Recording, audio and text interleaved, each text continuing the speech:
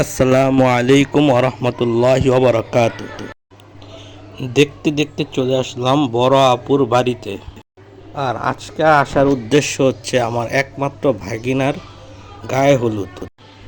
বিভিন্ন রকম করে বিভিন্ন রকম ডিজাইন দিয়ে গায়ে হলুদের আসবাবপত্রগুলো সুসজ্জিত করা হয়েছে।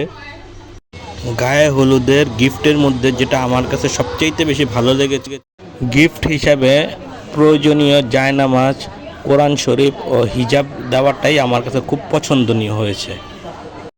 ভাস্তি, ভাগ্নি, ফুফাতো বোন এরা যাচ্ছে গিফটগুলো নিয়ে মেয়ের বাসায়।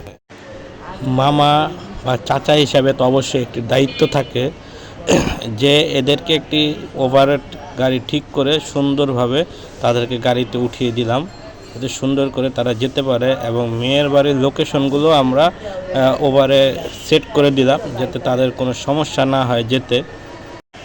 কিছু ডালা আমরা ব্যাগ ডালায় রাখলাম, আর কিছু ডালা তাদের হাতে দিয়ে দিলাম, কারণ ব্যাগ ডালায় এতগুলো জিনিসপত্র জায়গা হচ্ছিল না। তো সুন্দর করে তাদেরকে উঠিয়ে বিদায় দিয়ে